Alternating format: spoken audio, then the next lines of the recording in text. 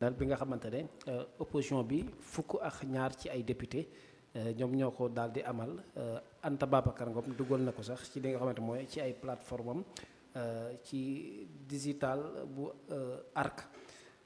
Est-ce que jàpp nga ne mun nañ ci am ab aboutissement et puis am nañu jàpp ne fuite de responsabilité dafa am ci mbir mi parce que li ni mel opposition bi ñoo ko waroon di doxal wala Diomaye sax ci boppam waroon na ko saisir mais gis nga ne il a laissé benn fenêtre boo xamante ne opposition bi ñoo def la saisine. Diomaye avait déjà saisi le Conseil constitutionnel depuis que l'acheminement a commencé. Mais ça n'a pas été publié.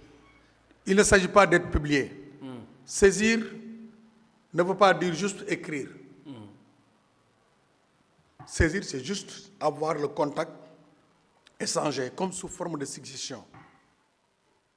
Si je te suggère que votre émission est bien, vous allez dire oui, merci. Si je vous dis que votre service n'est pas bon, vous me dites ah bon, la question me revient. tey bu fekkee ne président conseil constitutionnel toog na ak moom. mu ne ko woon léegi lii xew nii kii bëgg a dem assemblée nationale lan moo ci seen xalaat kooku ne ko awma compétence buñ arrêté procédure bi ñu koy organiser bu jëm biir assemblée mënuma ko tere mu dugg biir assemblée mais bu ñu demee ba pare man am naa ci compétence pour mën ci réagir c'est comme bi Macky Sall war a organiser élection présidentielle yi bañ ko organiser conseil constitutionnel ne ko jàppal date. Conseil constitutionnel dafa am 3 rôles sur l'Assemblée nationale. mooy yan. benn bi. mooy les lois bu ñu ko voté ba pare moom mooy xool ndax est-ce que constitutionnellement loi boobu war na mën a jàll. boo waree jàll ok bu warta jàll mu annulé ko. beneen bi pour les votes moom mooy xool vote bi suñu voté ba pare.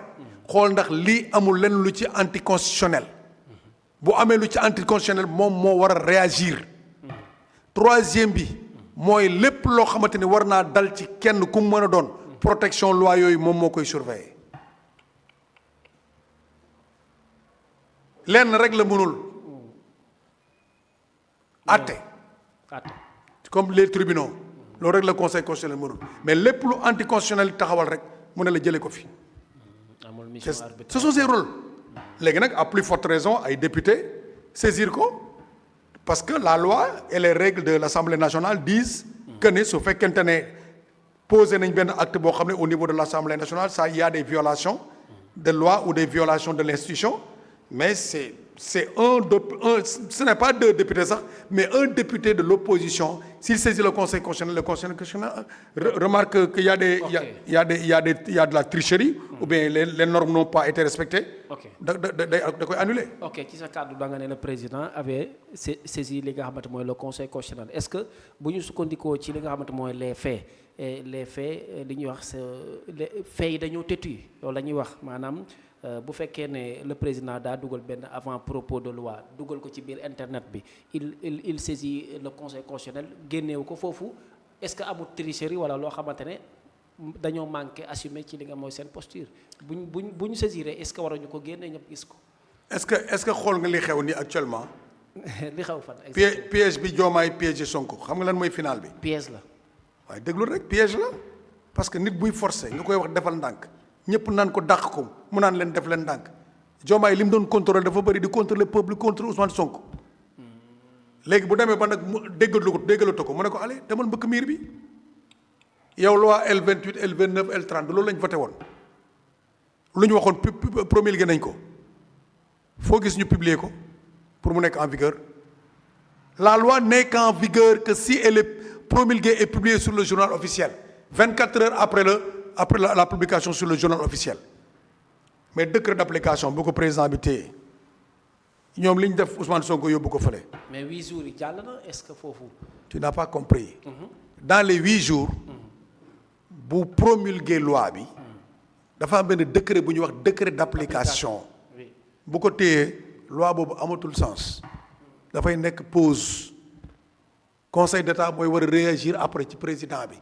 président bu ko nekk mu yóbbu leen astreinte financière loolu laa doon expliqué fii l'autre jour c'est ça que je te disais l'autre jour le dessin est là le film est là non ouais, je te dis pas quelque chose du ñu mën a ma la waxee benn affaire rek xoolal foofu la. c'est tout prêt. c'est tout prêt. Voilà. ok ba tey ci wàllu boobu Ousmane Sonko tey ca diwaanu conférence de presse bi wala point de presse bi nee na xam na opposition bi li ñu sumb ni yëpp xam na ki nekk ci ginnaaw on peut supposer que Diomaye moo par personne interposée Diomaye moo ne ci ginnaaw li saisine bi. xam nga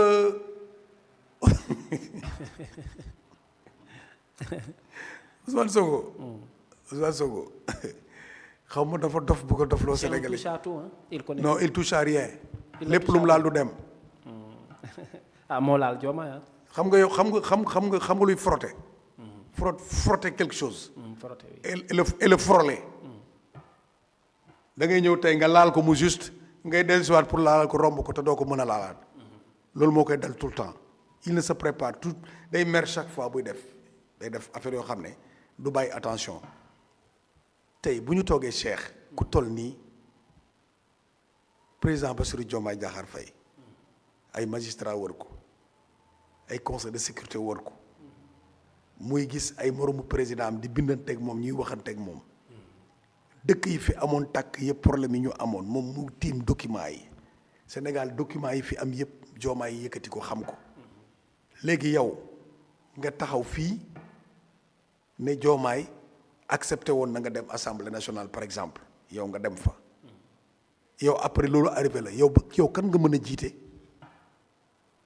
yow c'est comme un bambin ñu jàpp la di la wax way booy tëbal toogal booy am boobo am maccal mais boo jooyee tuuti après xaqataay mais c'est quoi Sénégal lan moo ko war a arrivé lu mel nii neexul kenn tey ñi tabaxoon réew mi suñ leen yeewoon tey xoolal du ñu nekkati ay nit parce que dañuy am lu leen métti am na ñu ci joxe seen bakkan muy ay soldats am na ñu ci nekk ay jàngalekat bàyyi fi xam-xam am ñu fi bàyyi jom am ñu fi bàyyi ay tool am ñu fi wodd doomi jàmbur am ñu fi dimbale doomu jàmbur médecin opéré fi ay nit mu réussir médecin faj fi ay nit yooyu yëpp war nga xool booy def nga xool li ngay def lan la tu es dans un grand pays Ousmane Sonko ku wax mu ne yaa wax ni nga waxee du noonu soo waxee bu la xoolee nga xool ko fixé ko mu gëstu gis koo àndal mu ne ki nga àndal moo la waxloo moom léegi dañ koy laaj moom kan moo koy waxloo kan moo nekk ci ginnaaw moom waaw moom comme moom amul ginnaaw nag kon moom mooy gën a fragile c'est tout. jërëjëf ok dernière question ci côté as moom nee na réew mi la jotel ak Diomaye mais Diomaye à tout moment nee na xamul lan la def le président Diomaye nee na lan la ko def et puis li mu daal di wax mooy que ne il a dit que du njëkkee xeex bi dëgg la mais nee na Diomaye daf ko bëggoon jox 7 ministres te loolu moom du ko nangu est-ce que loolu tamit du loo xamante ne xel mënu ko nangu 7 ministres. ci 30 man li ma xam. man Ousmane Sonko li mu wax du début à la fin yëpp gëwuma ci dara. gëmoo ci dara. tous gëwuma ko ci. parce que kenn laaju ko lu ko jotee Diomaye kenn laaju ko ko. muy benn gisoo benn journaliste. bu toog ne ko loo jotee Diomaye. te Diomaye toog na ay journalistes yoo xam ne ñoom Ousmane Sonko la ñu àndal. ñuy poser question Diomaye di tontu. Ousmane Sonko. Diomaye du moromam. ci politique. ci politique. daf ko naxaat ko looloo ko métti Ousmane Sonko taxaw ne woon maane du ma démissionné lan la wax tey du moo taxawoon ne maane du ma démissionné jógewuma fenn fii lay toog ñëpp loolu lañu déggoon lu mu wax tey waxoon démb weddi sa bopp tey. lan la wax tey. mais dégg nga ko. waaw déglu naa ko démission bi moom taxawoon na ko te moom nee na alhamdulilah bi ñu ko dàqee. soulagement. léegi yow ana li nga doon wax démb ak tey Ousmane Sonko dans sa visibilité gars yi seetuñu ko xool nañ ko lire figurinement nañ ko lire ñu xam gaayan bi quel est son problème. daa am problème. dafa am problème moom nee na Diomaye moo am problème ndax xàmmeetu ko. déglu rek. Ousmane Sonko dafa am problème. waaw problème bi am mu ngi tudd l'insubordination. laa jël armée. police gendarmerie. boo demee li ëpp ci ñiñ tëj ci kaso bi ay chef ak ay subordonné ñëpp. insubordination la ñu leen di tëjee. dama laaj nit. mooy motif bi ñu leen di tëjee la plupart. nanguwoo sa chef parce que sa chef da nga koo mag te affaire bi institution amul ko mag institution loi bi moom lay jàpp mooy magu ñëpp mooy kilifa ñëpp. Diomaye dafa nax Ousmane Sonko politiquement moom bu toogee ba tey Ousmane Sonko di ko wax ne ko assemblée baax na pour yow muy dem assemblée léegi moom moo waroon na jiite Diomaye moom xamuloon ne assemblée bokkutul assemblée moom xamu ko woon xamul ne Diomaye mu ngi preuve ne Ousmane Sonko nekkuloon ci liste électorale yi moom xamu ko woon affaire d'état la woon moo tax ñu bàyyi ku mu dem élection moom xamu ko woon moom tey jii xamuloon ne tey buñ koy nommé ci anam bi ñu ko nommé nii c'est des violations de l'institution bu bëggee taxaw naan ñaari institution bii taxaw bii pouvoir le pouvoir de l'institution war a daal ci beneen pouvoir institution est-ce que lire na selon les critères quels sont les hiérarchiquement nan la institution yi tegloo est-ce que xam na ko moom xamu ko dafa dem école dafa tardé bi muy dugg ci classe bi ñëw ba ci digg cours bi muy nelaw élèves yi dem génn ñibbi gardien bi moo ko yee na ko école bi wàcc nañ lan la fekk lu professeur bi expliqué wax naa leen fi nee naa leen assemblée peuple bi la représenté bu waxee benn affaire wala def benn affaire ñu ne loi bi moo war a jàll peuple bi ñëpp bokk ci yem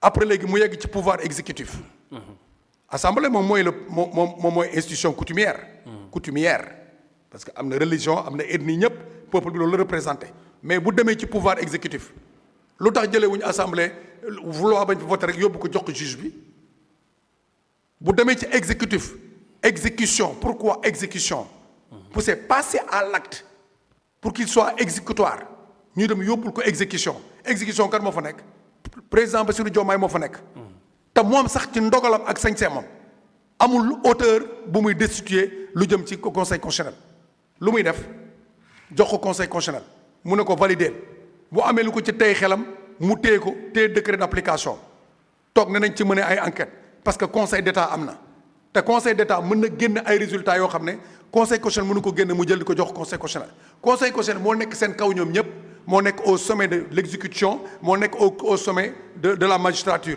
moo nekk au sommet de la justice. ok parce que les lois duñ leen fooye Ousmane Sonko il ne respecte pas les lois je sais pas s'il le fait sciemment je sais pas s'il le fait parce que par précipitation la d'inattention mais il faudrait qu'il fasse attention bëgg a dugg fii popularité du la fa dugal dafa mel ni tey assemblée nga toog nga ne way général sangam na diriger par force nga bind ko voter benn loi pour loolu est-ce que institution kon am na te institution yi actuellement assemblée nationale bu ñu ko bàyyee mu jàll moom dégg na li ma wax Ousmane Sonko il m'écoute du matin au soir da lay bàyyi xel daggal lii dagg lii ni mu waatee noonu na waat si yàlla ne du may déglu moom daf may déglu man buy wax damay dégg ne mu ngi may tontu. da lay tontu je te jure maa ne assemblée nationale bii buñ ko bàyyi mu jàll ak Ousmane Sonko FMI téye loxoom dégg ngeen ma wax ko ci discours am yéen déggu leen ma wax ko parce que l'insécurité sur les institutions mooy lépp lu fi taxaw ci projet du mën a jàll.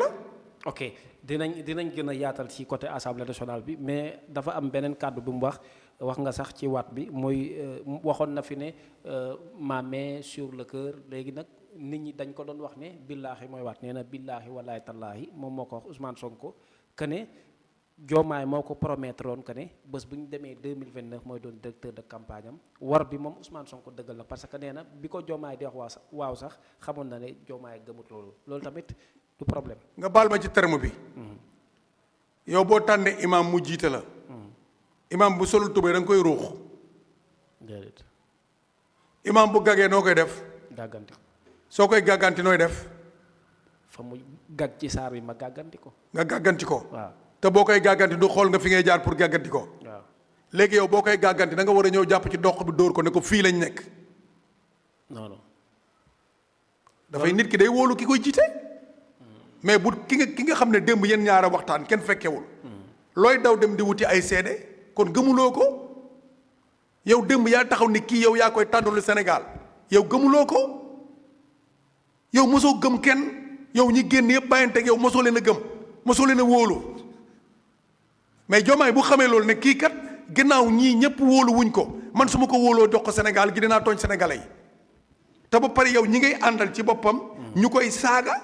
di ko xas yow mu tuddee la doom tuddee sa yaay doom te plateau yi muy tudd ci télé bi Diomaye toog na nee na wal fajiri nangam ak nangam plateau bi nangam da ngeen fay toog di dal sama kaw.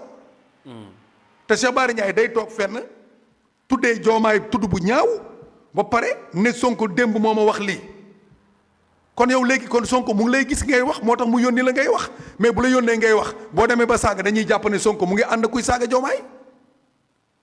Soyons raisonnables. Soyons raisonnables.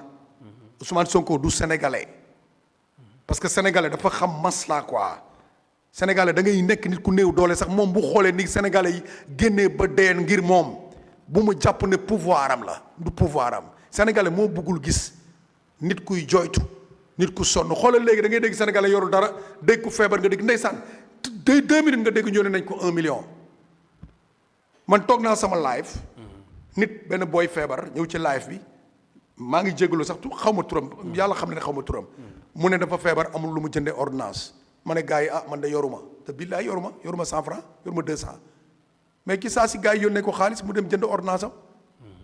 bénévolement. Sénégalais moo mel noonu Ousmane Sonko la muy waat ak la muy ñàkk a waat gëmuñu ko. comme gëmoo waat bi. gëmuma ko parce que fa mu waroon waatee ci Adji Sarr teg kaamil waat fa waatewu fa Ousmane Sonko waatam boobu si poubelle lañ koy sànni fee. parce que waat bu nekkee ne yow da nga bëgg seetal sa bopp si yoonu diine bi la Adji Sarr jiiñee ne da nga maa violé yow boo taxawoon jour boobu jarul tribunal jëlal kaamil nga teg ne sénégalais billaahi wallaahi wataalaahi li mu wax dara amu ci keroog boobu ngay pare kenn dootu la wax ci waxu Adji Sarr mais oui billaahi je le jure mais loolu la fi def. main sur le cœur. main sur le cœur xaw ma main sur la tête léegi yow nga bëgg a taxaw tey benn sénégalais. parce que gis nga gars yi di wax di waat par nga yaakaar ne yow boo waatee ñu gëm la non du ñu la gëm Ousmane Sonko sorteem bi ñun dañu doon xaar mu tontu Amir Abo ñun loolu la ñu doon xaar dégguñu ko sax mu wax ci te ku ko mosoon xoos mu xuri la. est-ce que newul ne doxatul ci détail.